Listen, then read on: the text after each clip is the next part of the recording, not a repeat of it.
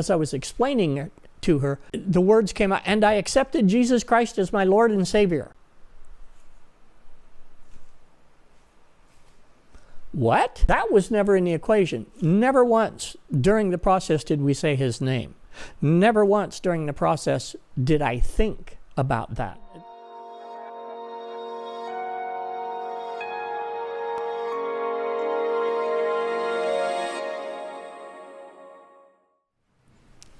Well, hello everybody. Welcome back to Ponderings from the Pyramid, Episode 3. I've already been drumming and chanting for a few minutes prior to turning on the camera, so I'm still struggling a little bit with keeping my eyes open because I don't normally meditate or channel or drum or chant with my eyes open. So I've said before it's a little bit of a challenge, but I'll do the best I can to not just go into the mode where my eyes are closed. So last time, we ended that episode with my transition, the beginning of my transition. This whole series is not about my transition, so I'm not going to talk about that very much at all because, number one, I wrote an entire book about it called From Both Sides Now. You can get it on Amazon.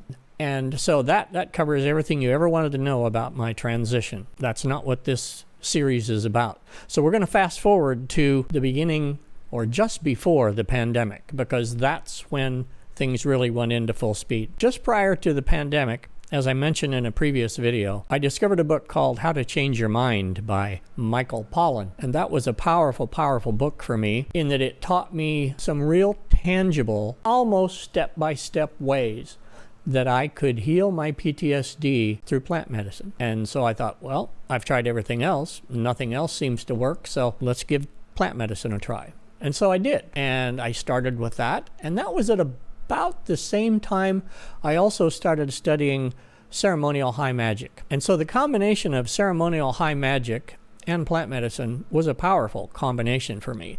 And so I noticed that my vibration was getting higher almost daily. I mean, that's a bit of an exaggeration, but it was really, really working quickly for me. And so as I continued my studies in ceremonial high magic, one day I was doing a ritual with Brandy Joy, who was one of my mentors, and we were doing something that was called a cord cutting ceremony. What a cord is, an energetic cord between two people, is basically a free flow of energy back and forth, that just happens through, the best I can describe it as, just like a garden hose for energy that's connected to your solar plexus, and it goes to the same in the other person, and the energy just flows back and forth. That's how you can affect somebody else's mood without even knowing it, and vice versa.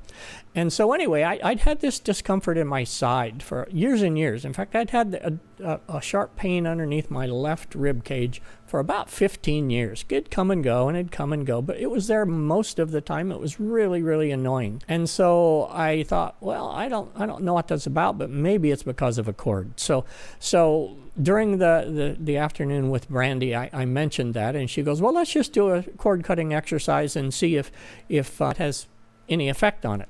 So we did the exercise, and I found that there was a cord, and it was a minor cord with somebody from a past relationship, and it wasn't really significant, but it did lighten me up a little. I felt a little lighter from it. The discomfort was still there. So I mentioned that to Brandy, and she goes, well, maybe you have a leech. And I went, a leech? She goes, yeah, an energetic leech. I'd never really heard of an energetic leech before, so I didn't really know what that meant. And she goes, well, it's called different things by different religions, societies, indigenous peoples, etc., etc. It can be called a leech. It can be called an entity. It can be called an inclusion. The Bible calls them demons. So she said, essentially, it can happen because of trauma. It can also happen from previous lives. There are lots of reasons that you can have dark energy that's attached somewhere inside your body. So I thought, okay, let's go ahead and give it a try. Nothing to lose. And when you're going after a leech rather than just cutting a cord, it's a little more involved, and I won't go into great detail. You could research that on your own. It was a success. It was an involved process, but we did manage to get rid of the leech. And when the leech was gone, it was dramatic. There's no other way to say it. It was just absolutely dramatic. The pain was gone that had been there for 15 years. I felt lighter. I felt happier. I felt like, oh my gosh.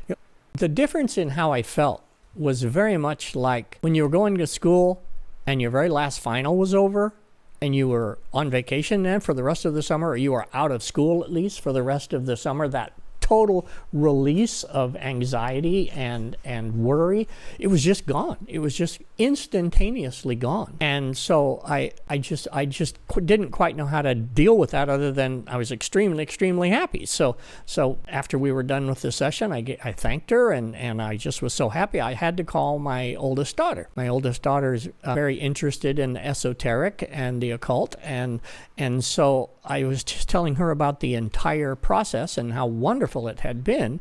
And as I was talking, as I was explaining it to her, the words came out, and I accepted Jesus Christ as my Lord and Savior. What? That was never in the equation. Never once during the process did we say his name. Never once during the process did I think about that.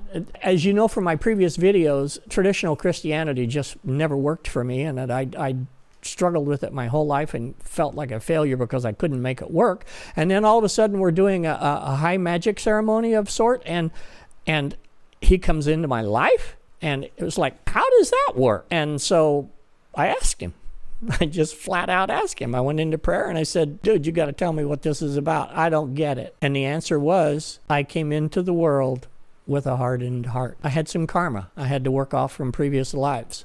So I had to suffer in order to work off some of that karma. That was a hard thing to hear. Imagine, well, you've already heard me say how disappointed and how my self-esteem was so bad when I was a kid, because it never worked, and I could never get that feeling that everybody described. So how could that possibly happen? How can it go from I've asked and I've asked and I've asked, and now I do a magic ceremony, not even thinking about him, not even thinking his name or anything, and all of a sudden he comes into my life and fills me with light and love, and it was like, I don't get it. And so anyway, because I had come into this life with a hardened heart, as soon as the leech was removed, I don't know if you've ever seen a leech attached to an animal or your skin or whatever. When you pull them off, it bleeds. And apparently, in the process of doing the leech removal with the cord cutting ceremony, it created a small hole in the hardness that was around my heart.